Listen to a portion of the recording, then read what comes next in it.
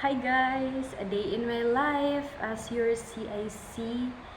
This time we're gonna make some reports and received emails guys. Then some of my promo requested na maghimo daw kong signage, so ako na siya daan gi butang sa akong mga reminders. And I am now cutting my scratch notes just in case na ako'y mga so ako na siya pilit gary. Laban kayo, laban. It's actually 9:05 in the morning. So upcoming na ang mga incoming na mga second batch time. So napakagipangita no, pinawala ang akong list sa August. Ako siya pangitain. Kung na-misplace ko na wala tayo mahimot. Wala tayo proof just in case. And actually share ko lang. Earlier, ninanawag sa akong coordinator regarding sa DTI. Something like he is complaining regarding DTI, why I am requiring DTI to his specific branch. Kay who am I? Charot. Guys, gisugura po ko sa HR nga magngayo daw ko DTI. Then, some of the coordinator kaning called me and really wanted to clarify nganong mag-DTI ko nung first time the history ko nung anong karon pa mga yung DTI. So, something like, okay sir, I just reply him professionally like, sir, later I will go to the HR to clarify that kind of case. So, mura na siya. You need some patience. No? So, napan ni napakoy ba sa ulon? Guys, hindi mahimong CIC guys kung gusto ka o ka ng multitasking. If you're a multitasking person, you are flexible. Pero kaya ra good ba? Kaya ra mga kasaba.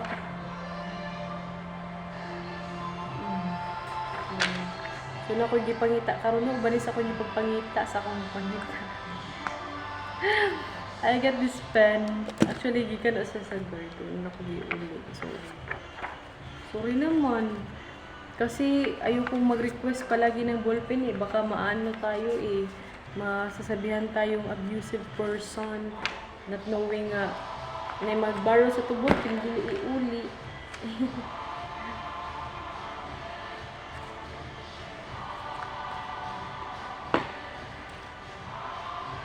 It also requires strategy in terms of having this kind of position.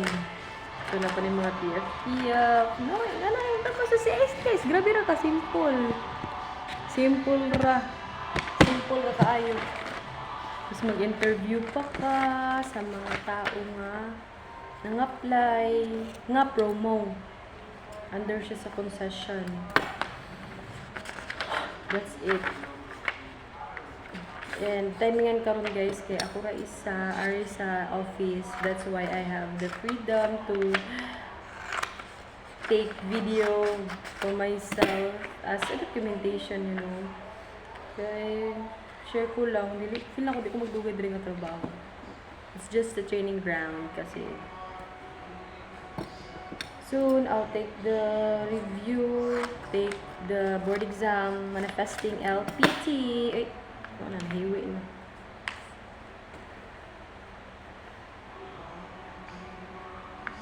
Sa chika na to. Okay, story time.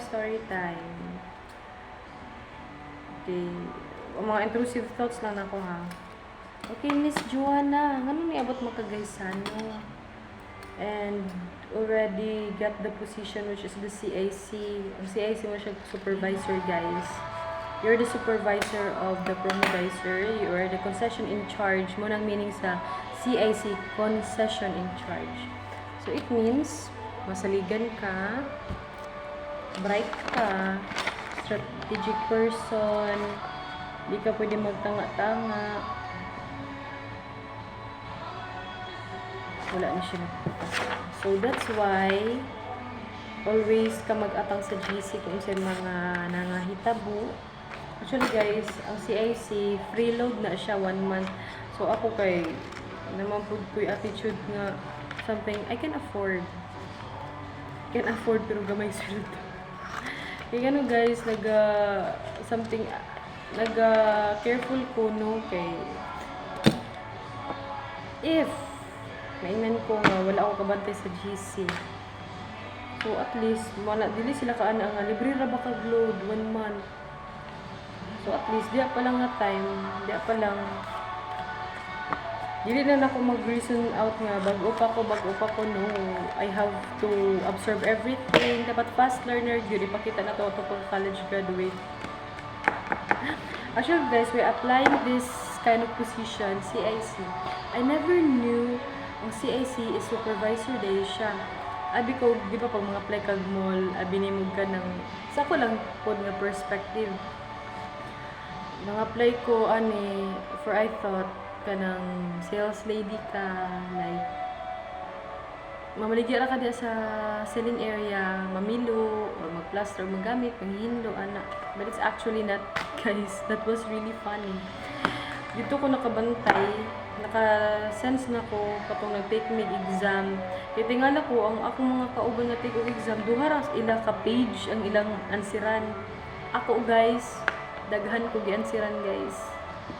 Mga lisod all about brain, kanang memories, ano bitaw. Thankfully, fortunately, nakapasa ang babae. Itong interview ko.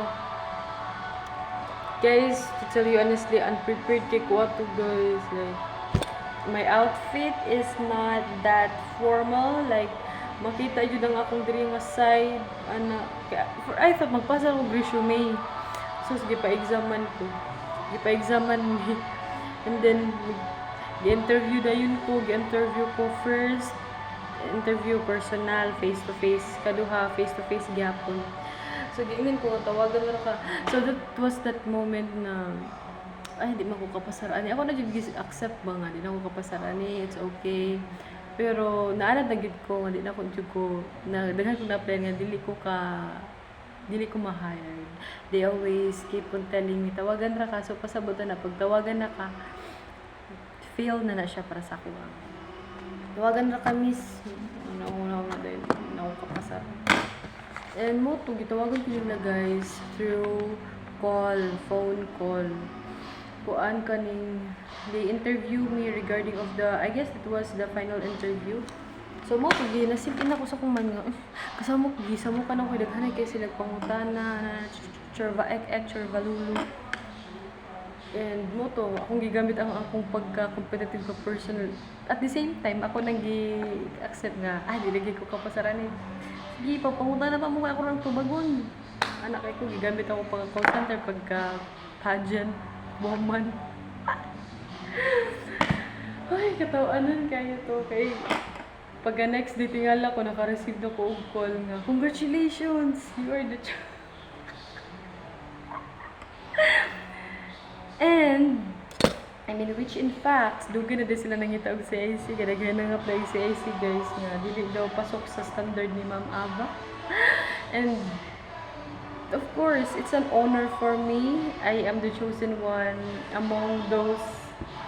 Di ko pa nahitabo guys, no? Kay daghan kay kog mga something law of attraction. Like, Lord, pwede ko makatry og trabaho nga na uniform, na office. So, sa kay feeling sa kanang supervisor. But something bitaw ang universe kay naminaw sa imong mga thoughts. Pinuod yun na mo nagkaroon ako na pag manifest abroad. Manifesting work abroad. And mo to napa-blessing me kay Father, kay naman to Simba. And kami po dyan ang first nga gi-blessingan katong chapel sa parish kanang guys, ako jud pud ni siya gihilakan kay gihilakan jud ako ni because this task is not that easy, not a piece of cake. That's why nag-ask ko guidance kay God na ko nga Kaya Lord, please, ubanik ko, dili na ko ni kaya kung wala ka. Cry na ko na siya sa Butuan, sa Ampayon Seminary Chapel, and also sa Surigao, katong nag-training pa ko. I just trained for only 6 days, and career lang naman gihapon kay until now, I'm still able to ask with my trainer, Miss Jean Carino. Hi, Ma'am Jean. I miss you so much, ma'am. Guys, makamotivate kayo ang mag-train siya mo guys, kay guwapa ba, tapos bright, professional. Ma-motivate ka kay, feeling mo kung usa siya ka-abtiking anak pud ka. So, ito siya. Muna akong job interview questions. O, taas kayo. Ingana ko ka, gusto dyan ako ba, masay ko dyan ako ang ako kung kanili ko magpapasar guys, so tapulan. Like latecomers, bugok, hindi ka balo mo dalag negosyo. So, I put standard for myself.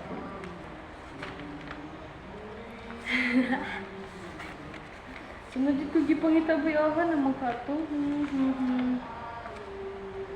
Where are you? Oh, gipangita. Kasi nagdananghag ra ko ato. Daan jud kuan. It's already done. Guys, I'll show you my ay. So this is my table, guys. Ako ang pinaka-low direct table, pero okay ra. Dili ko magreklamo kay mao na siya. Akong calendar, then akong mga July mo na siya ang ma-receive sa promo na ko, and their coordinator's contact number, my prayer. Akong prayer before ko mo duty, before ko mo trabaho dito sa tanan. O mga records akong promo, as well as diri mga coworkers sa Dimso. Coworkers sa guys sa ano nga ay kuan ilahang mga schedule, like unsay mga batching sa promo nako, as well as their rest day. So I guess that's it. So na-share na nako siya. So how is my outfit, guys? Is it kuan supervisor ba ang atake, guys, or whatsoever? Bye-bye na. Continue na akong trabaho.